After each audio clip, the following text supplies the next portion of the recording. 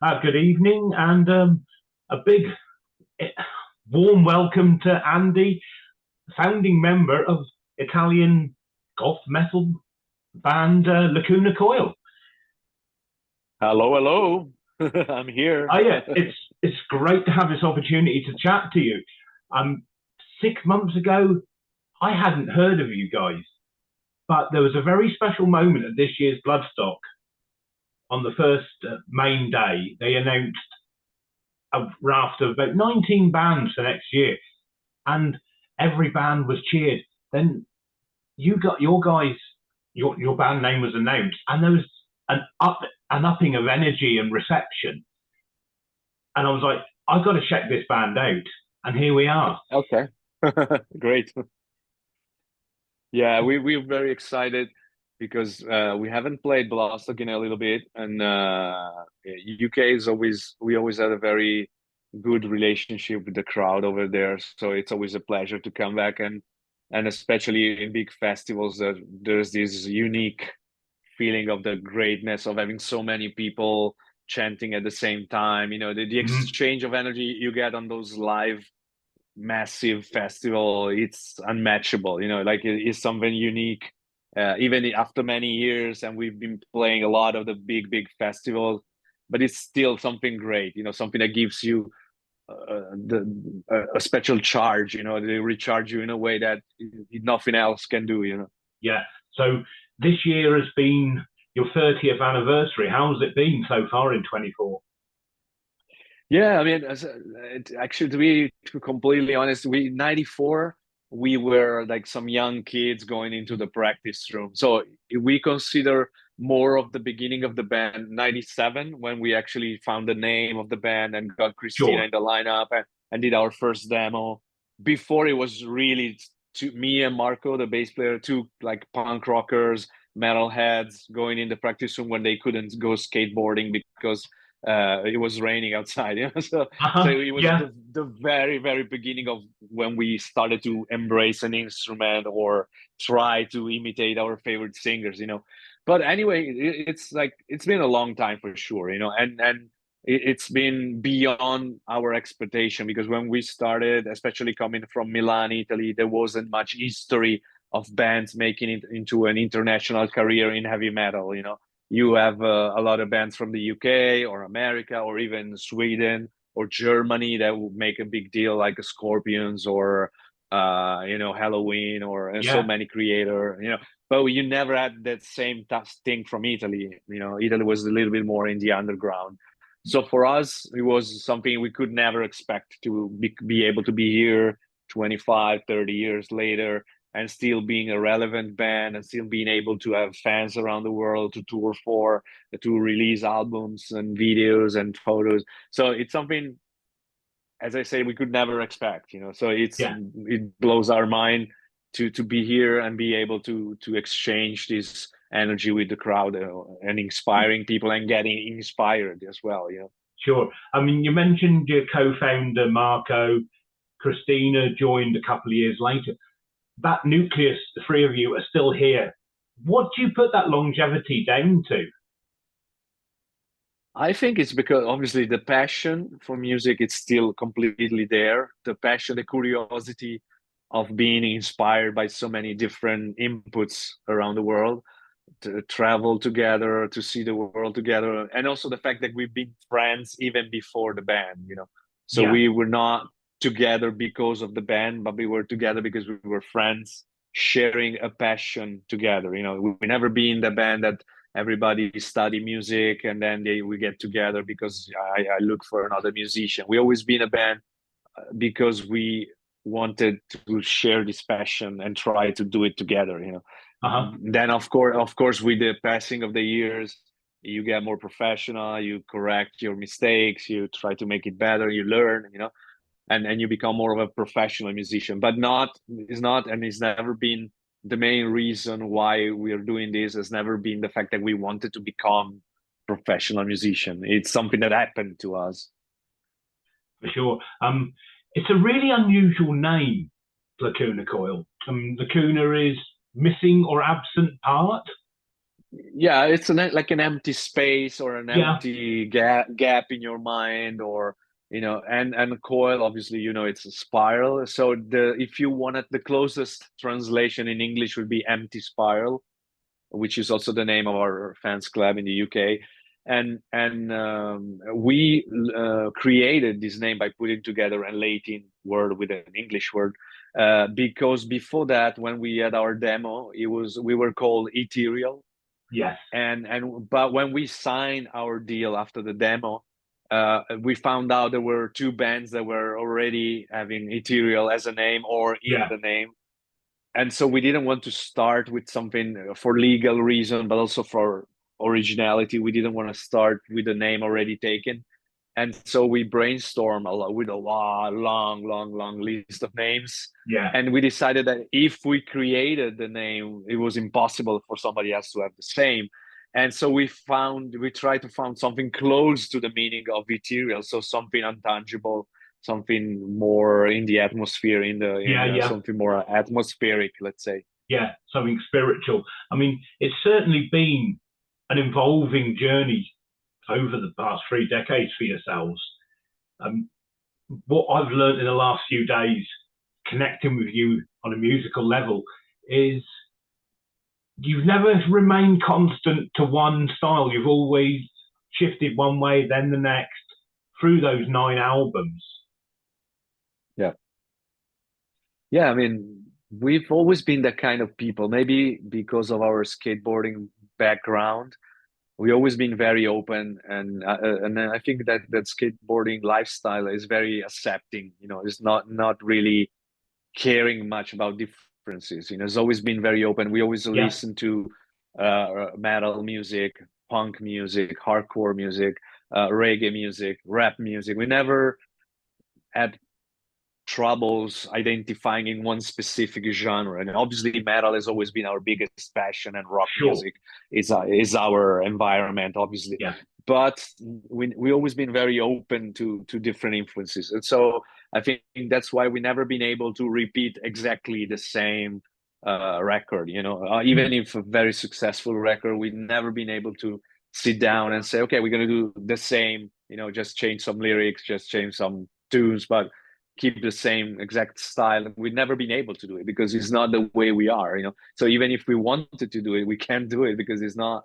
We always people that want to get somewhere else. Want to get some different inspiration. Obviously, I yeah, think we do have our trademark that we've been able to develop along the way, and I think you always kind of recognize us from certain elements. But we need to move forward. It's yeah, just the way we are. We some bands, they do great by sticking to a formula like Iron Maiden or AC/DC or Slayer, and some other band, they just have to move forward, and yeah, that's the type of band we are. yeah. That's certainly the impression I've got over the very brief introduction I've had to yourselves. That it's you're just constantly expanding, but remaining true to a core. Yeah, I mean, we're never gonna do a techno album or a reggae album. Obviously, we know our boundaries, Yeah, and we like to be what we are, but we wanted to be as open as possible within our realm, within the possibility of metal music, yeah, and influences you that make sense with metal music for us, at least. So we always will have. I think there are three elements that we are always present in our record, no matter what direction. Some records are more towards one of the elements, some more on the other one. And I think is the heavy, is the dark, yes, and is the epic in a way, yeah, or the atmospheric, if you want to call it. And those three elements are always going to be there. There's always going to be big choruses, there's always going to be heavy rhythm, there's always going to be a certain tone to the darkness of the lyrics or of the melodies, of all the arrangements. So I think those three elements, you can mix them up, and every record can have a little bit more of one yeah, or a little bit more of the other one, but those three elements are the core of the music of Lacuna Coil, I think. yeah. I mean, certainly this year's two singles, "In the Meantime" and "Host in the Shadow," they've lent certainly more to a down-tuned, heavier, kind of bass-driven sound. with, with a bit of, I don't know, it's almost like a little bit of rage in there. Yeah, it's an heavy record. Even the old record, I have to say, the old new album is going to be heavy. I mean, not all the songs. Obviously, there's going to be a couple, two, three songs which are slightly different, obviously. Yeah. But overall, it's quite a rhythmical, as you say, so drum and bass driven. Yeah. And also with a lot of epic choruses, but also heavy grooves on the verses, like in Austin the Shadow, for example. So some songs have been more in between our more signature sound and this evolution towards a heavier groove, and some are more, let's say, more experimental towards the heaviness and some electronic sounds as well. Yeah. But overall, it's quite an intense record for sure. Yeah. And are these two singles the leading to the 10th album? No, I think there's going to be, before the actual release, there's going to be two more. Okay, and these two, I think are going to be the most signature singles. Like one is really heavy. The next one, Oxygen, is coming out in next week. Really heavy, groovy heavy, let's say. Nice. And then we're gonna have another one which is gonna come out right on around the release, with videos. Actually, two more. So three singles. Sorry, and all the three are gonna be different. One to each other. So they're gonna represent the album. I think with those three songs, you have quite a broad idea of how the album is gonna be. So we're gonna have a whole host of new material ready for Bloodstock next year for sure. Oh yeah. But by the time Bloodstock is coming up, we're gonna have the complete picture of the record and everything. Phenomenal. So there's gonna be we're gonna try to make it a very special show for sure. Yeah. Before the end of this year, in a couple of weeks' time, isn't it? You're coming over to the UK for about 2 weeks worth of touring. Yeah, it's like 9 shows between Ireland and Scotland and England, obviously. Yeah, we will do one warm-up show in France, in Lyon, around Lyon, and then go straight to Ireland for the first 2 shows, like Belfast and Dublin, and then the rest of the UK, obviously. We're very excited. We're gonna present the new songs for the first time in Europe, basically. Nice. And it's been a long time since we played the UK. Besides the Download Festival we've done in 2022, we haven't really touring club-wise in the UK since 2019. Yes, I noticed that, yeah. So it's going to be also a little warm-up for us to go back to good old Europe and get into the rhythm, getting ready for next year, where we're going to do more of Europe as well as United States and the rest of the world. And so we're very excited to present the new song, try some new stuff also on a visual level. Yeah. So it's also kind of a warm up for us, coming back and do it again for after a while, after the recordings and a reconnection of sorts, perhaps, Andy. Yeah, absolutely, and also going back to the good old English breakfast that we've been mixing. I'm sure Italian cuisine is far better than anything. No, but breakfast is an English thing. Very, very true. And in Ireland, it's acceptable to have chips with your breakfast. Okay. Yeah, I'll see. Maybe one of the 2 days I'm gonna do it. Yeah, I mean, we certainly know a few of the pubs over in Belfast, and the breakfast come out with a side order of chips. I'm like, wow. So that's really that. That's very metal. Yeah, for sure. So we've got the tour. You've got your Finnish guests, Blind Channel, I think it is, isn't it? Yes. Blind Channel. Yep. And then we're into 25. What do you say? Sorry, what the last thing you said? You've got your special guests on the tour, Blind Channel from Finland, and yes, I don't really know a lot about them. Can you tell us a bit? Oh yeah. They're label mates. Like they're from Century Media, same label as us. and we already toured together. They opened for us in the United States last year. Okay. So we became friends. They're very nice people, very genuine young kids. Yeah. And they're trying to do their own blend of metal with a little bit of rap as well, and also some more Scandinavian melodic stuff in it. Nice. So it's quite heavy, but a lot of melody as well, a lot of Yeah. melodic Sweet stuff. as. And then there also a bit of irony a little bit of irony in the lyrics. So they do some fun stuff. They put on a good show live. It's fun, entertaining show, and I think it's good opening band for us, and they're quite different than our sound. You know, it's interesting. It's still Yeah. heavy, but it's different. It sounds like it's going to be a really good partnership, the two bands together. Yeah, I mean they're very upcoming, but also they're very respectful. So they're nice people, really nice people, and good musician, very good musician. They're quite big actually in Scandinavia. Obviously, it's their homeland. They play even arenas in Finland, so they're quite a popular band. But they are on their way to become something bigger in the rest of the world. Yeah. Hey, just turn the spotlight back onto the last 20 odd years of recording, and I think the last album you re-recorded, what is considered your breakthrough album, Camales, if I pronounced it.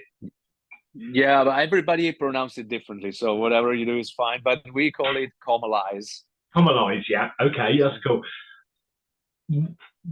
Presumably re-recording an album in its entirety, it has to have a special place in your heart as a band.